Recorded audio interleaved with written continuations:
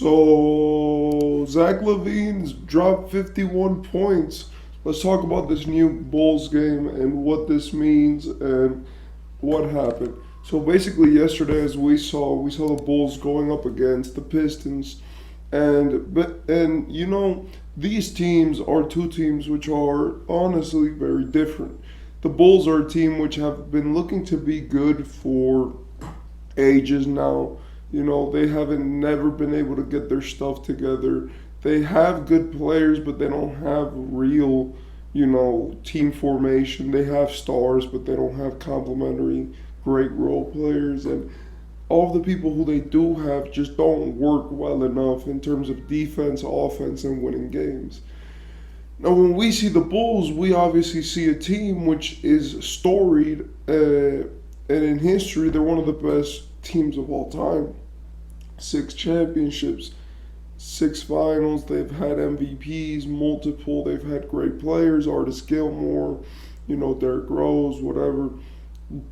Michael Jordan, obviously, but we all know that one's Cade, Dennis. But really, in recent times, the Bulls have not been anything to, marvel at. And that is, I think, mostly due to the fact that the Bulls are just kind of They're a good team, but it's just the fact that they don't have enough good stars to make, the playoffs every year. They don't have a clear superstar because even though they have DeMar, even though they have Lavine, both of those guys play the exact same game, which is just primary scorers who can't play defense and, focus their talents on purely just getting it done on the offensive end. Now, obviously, there is a place in the NBA for that. Those players are great, and most teams would want to have a guy like Zach Lavine be able to be on their team and be good. But the problem is that this is your superstar of your franchise. You basically have a glorified Jordan Poole on your franchise as Zach Lavine. And this is not to hate him.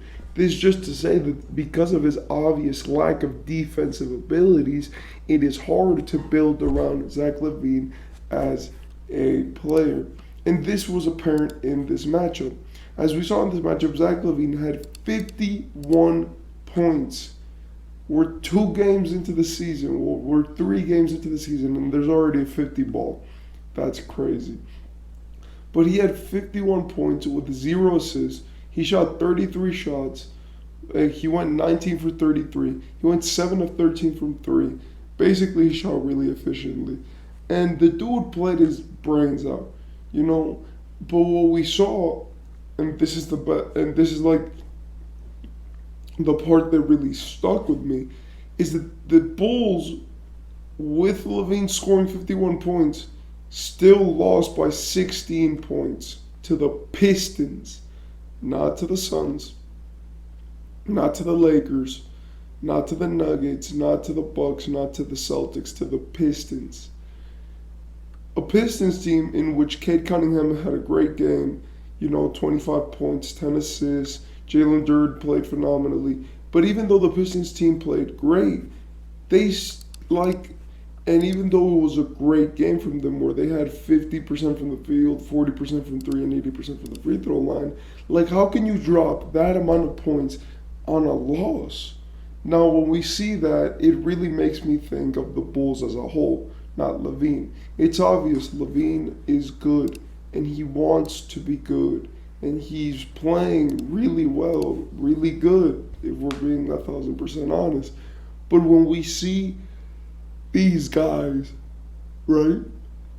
And when we see these players, and when we see this team which had a player of them score 51 points on a loss, then what are we doing? In my opinion, this is all the Bulls' fault. The Bulls, I don't know what they are going to do.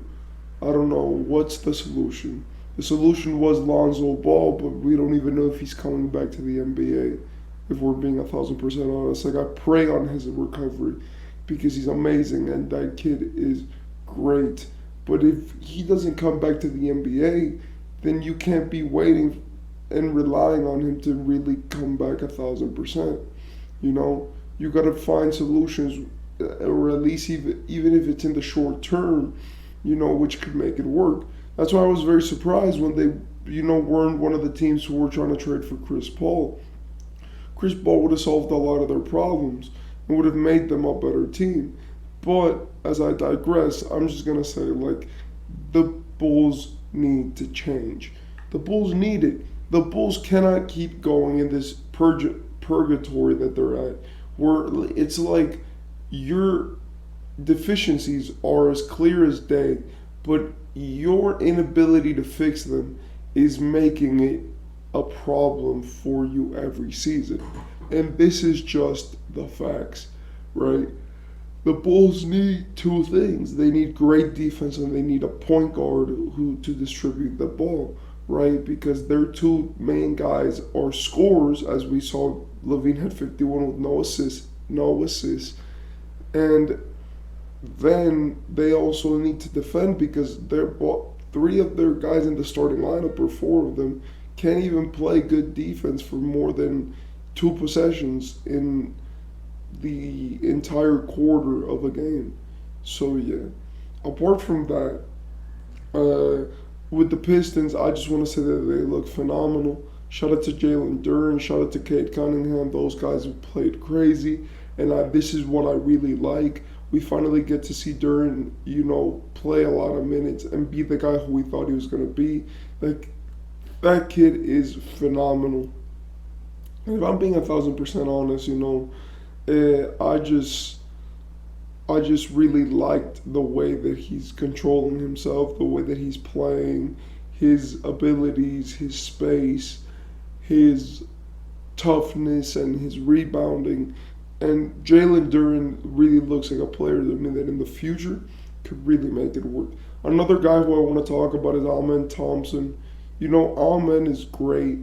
And in my opinion, when we really see this kid, All-Star, I'm gonna keep messing up their names. I'm sorry, but All-Star Thompson, what has been playing great. If we're being 1,000% honest, this kid just came into the NBA. He's averaging 6 points, 10 rebounds, and almost 5 assists, right?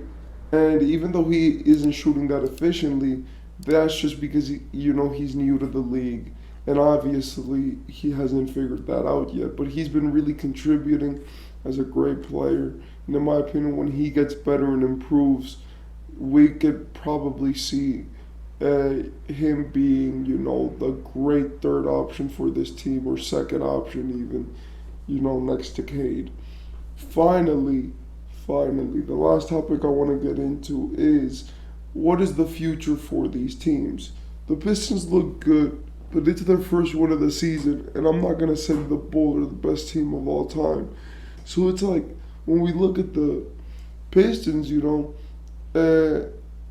look pretty good, but they need to keep their players healthy. Also, we don't know what his body looks like yet when it comes to, health, but Cade definitely has some problems with durability, and that Pistons team need to keep themselves pretty healthy.